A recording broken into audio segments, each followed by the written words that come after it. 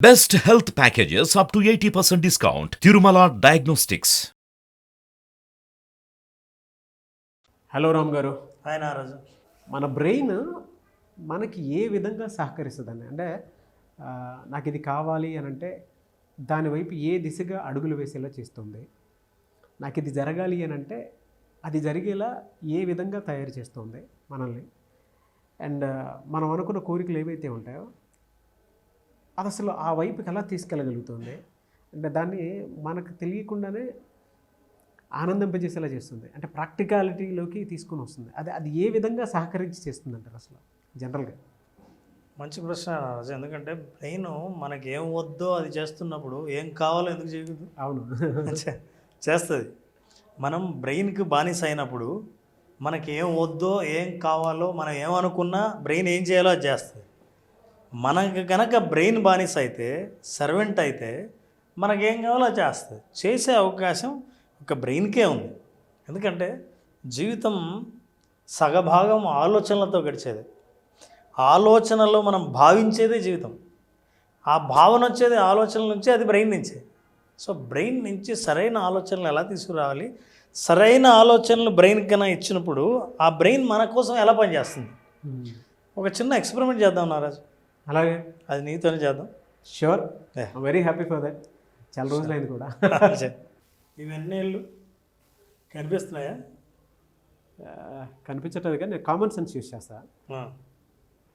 జనరల్గా మనం అంటే క్లారిటీ ఇవ్వలేదు, కానీ ఇవి ఎన్నేళ్ళు అని జనరల్గా మనం ఇలా అడిగి దాని తర్వాత ఇలా వెళ్ళిపోతాం. రెండిట్లో 2 కానీ 5 కానీ చూపించుంటారని నా opinion. Very good, nice common sense. బాగా పర్ఫెక్ట్గా గెస్ చేశారు. చెప్పండి సార్. ప్రేక్షకులు కూడా చూస్తున్నారు కాబట్టి ఒకేళ్ళని చూపించారు. Very good. చేతులు చాపునారు. 2 చేతులు చాపాలి. అయితే నా చేతిలో కాయిన్ ఉంది, 1 rupee coin. Feel it. So ఇప్పుడు ఏం పరీక్ష అది ఎంత కాయిన్ అని అడిగేది ఏం కాదు, బట్ కాయిన్ ఉందా లేదా అన్నది.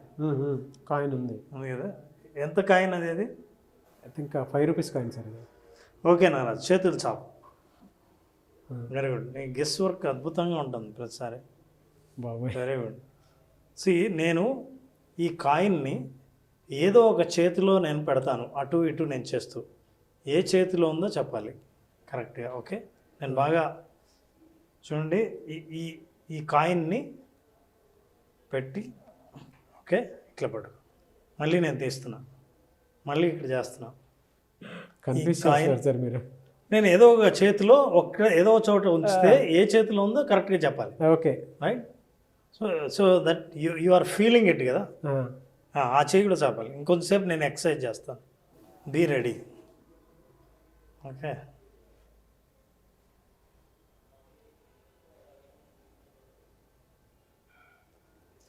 గట్టిగా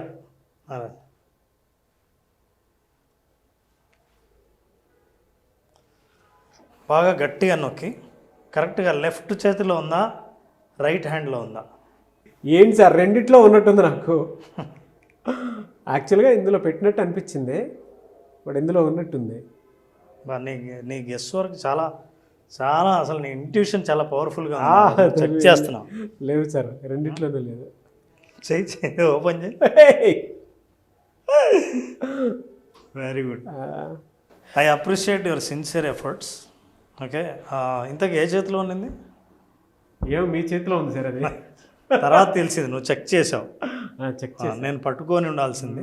ఆ ఫీల్ ఎలా ఉందనంటే నిజంగా నా చేతిలోనే ఉన్న రెప్యుటేషన్లో నాకు అర్థం అవుతుంది అనమాట. మీరు తీసింది తెలియట్లేదు, ఉంచింది తెలియట్లేదు. I want to tell you one powerful secret. ఏంటంటే బ్రెయిన్కి రియాలిటీకి ఇమాజినేషన్కి తేడా తెలియదు. నేనేం చేశాను అంటే 2 సార్లు ప్రాక్టీస్ చేయించాను. 3వసారి ఏమీ ప్రాక్టీస్ చేయకుండా అది నా చేతిలో ఉన్నా సరే, నీకు ఈ చేతిలో ఉన్నట్టుంది కానీ ఈ చేతిలో ఉంది అని అనిపించింది, కానీ ఎక్కడా లేదు. Brain started believing it. నారాజు, ఇవాళ నేను పవర్ఫుల్గా క్రియేటివ్ విజువలైజేషన్లో చెప్పాలనుకున్న విషయం ఏంటంటే, we need to understand human brain cannot understand the difference between reality and visualization. విజువలైజేషన్కి రియాలిటీకి తేడా బ్రెయిన్కి తెలియదు.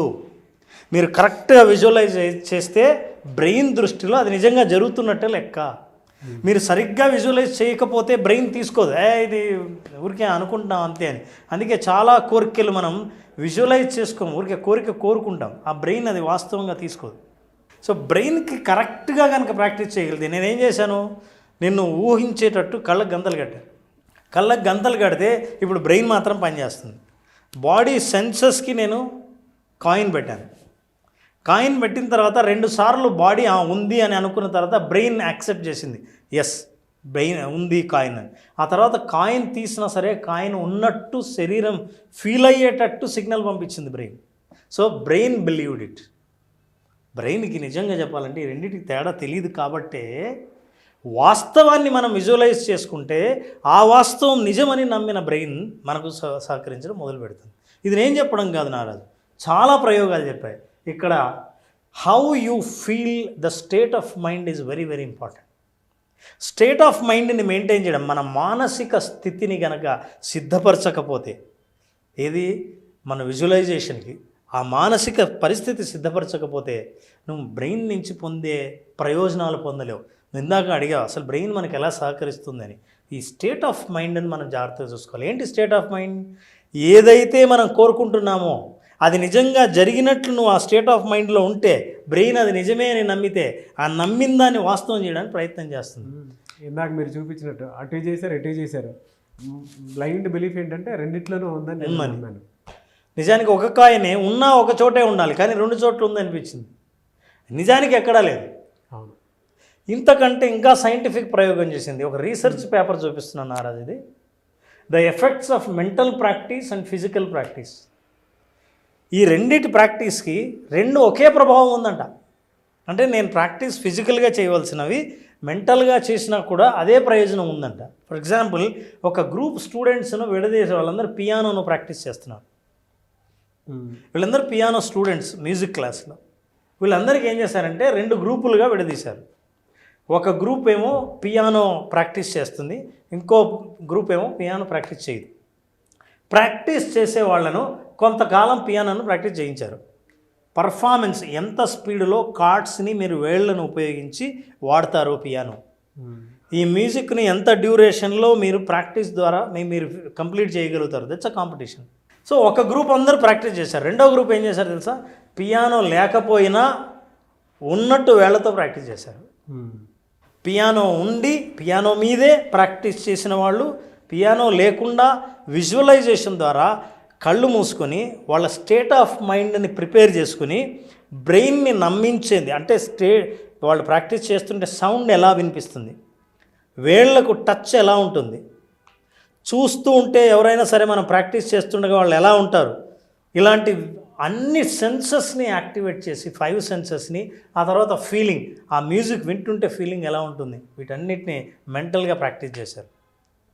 ప్రాక్టీస్ చేస్తే రీసెర్చ్లో తెలిసిన రిజల్ట్ ఏంటంటే వాళ్ళిద్దరి పర్ఫార్మెన్స్ ఈక్వల్గా ఉంది. మీరు ఇలా అంటే ప్రాక్టికల్గా మనం అతను మ్యూజిక్ వినేటప్పుడు ఆటోమేటిక్గా బాడీలో రిథం వచ్చి ఫోకస్ పెరిగి 5 సెన్సెస్ యాక్టివేట్ అయ్యి దానికి తగ్గ ఏ విధంగా అయితే ట్యూన్ అవుతుందో, అది రియాలిటీ కాదు. మ్యూజిక్ అనేది మనకు వినిపిస్తూ ఉంటుంది అంతే. బాడీ రిథమిక్గా స్పందిస్తుంది. వచ్చేటువంటి అవుట్కమ్కి వెంటనే రెస్పాండ్ అవుతుంది మన మైండ్ సెట్ అనేది. ఏ frequency mind because of the sound frequency మైండ్లో థాట్ ఫ్రీక్వెన్సీ మారుతుంది. అవును, ఎస్. బెస్ట్ ఎగ్జాంపుల్, నాకు ప్రాక్టికల్ ఎగ్జాంపుల్ అదే గుర్తొచ్చింది. అంటే మనం ఏదైనా సరే అండి మనల్ని అడాప్ట్ చేసుకుంటే మన బ్రెయిన్ దాన్ని అనుకున్న అవుట్కమ్ అనుకున్నట్టు వస్తుంది. మనం ఇవ్వాలి అంతే, ఆటోమేటిక్ ఇస్తుంది అంతే. అది మనం ఆల్రెడీ చూసి ఉంటాం కాబట్టి విజువలైజేషన్ అక్కడికి తీసుకెళ్ళడం చాలా ఈజీ. అవును, త్రూ విజువలైజేషన్ సాధ్యం సార్. సో ఇది ఈ ప్రాక్టీస్ చేశారు. Finally what you need to remember is 2-3 things you need to remember to prepare your state of mind. Number 1, imagine the end what you want. నువ్వు visualise చేయాల్సింది ఏంటంటే మీకు ఏం కావాలో దాన్ని విజువలైజ్ చేసుకోవాలి. ఏముందో ఏ స్టేట్ ఆఫ్ మైండ్లో ఉన్నారో దాన్ని కాదు. అలా చేసినప్పుడు మీరు ప్రిపేర్ కానట్టే లెక్క. State before sleep, that is most important. మీరు నిద్రపోయే ముందు మీ state of mind is very important. And the third is the relaxed state. అంటే రిలాక్సేషన్లోనే మీరు ఏ భావనైనా తీసుకురాగలరు. రిలాక్స్ అవ్వకపోతే ఇతర డిస్ట్రాక్షన్స్ మీ భావనని డిస్టర్బ్ చేస్తాయి. అలా బ్రెయిన్కి మనం సందేశం ఇది నిజమే అని ఇవ్వడం ద్వారా బ్రెయిన్ మనకు సహకరిస్తుంది, మనం అనుకున్నవి సాధించి పెడుతుంది. చిన్న డౌట్ సార్, ఫస్ట్లో మీరు 1, 2 అని చూపించుంటారు కదా, అది కొంచెం క్యూరియస్గా ఉంది. నేను కళ్ళగంతలు కట్టుకున్నప్పుడు మీరు ఎంత చూపించింది ఎన్ని? ఓ వెరీ గుడ్ క్వశ్చన్. ఈ పాటికి ప్రేక్షకులకు ఆ క్లారిటీ వచ్చింది. నిజం చెప్పాలంటే నేను ఏమీ వెళ్ళి చూపించాలి. ఎట్లా మోసం చేస్తారు సార్ నన్ను? నేను అదే, నువ్వు మోసం చేస్తున్నావా లేదో తెలుసుకోవాలంటే నేను మోసం చేయాలి. ఓకే, నిజంగానే వెళ్ళి చూపించా ఒకటి అని అనుకున్నాను కదా, అలా ఏం చూపించలేదు. ఓకే, అంటే ఏదైనా గెస్ట్ చేసి చెప్తామని నేను అనుకున్నాను, కానీ ఇది ఇంట్యూషన్ గెస్ట్ వేరే ఉంది, గెస్ట్ వేరే ఉంది. Anyway sir, thank you sir, thank you so much Ram garu. Thank you.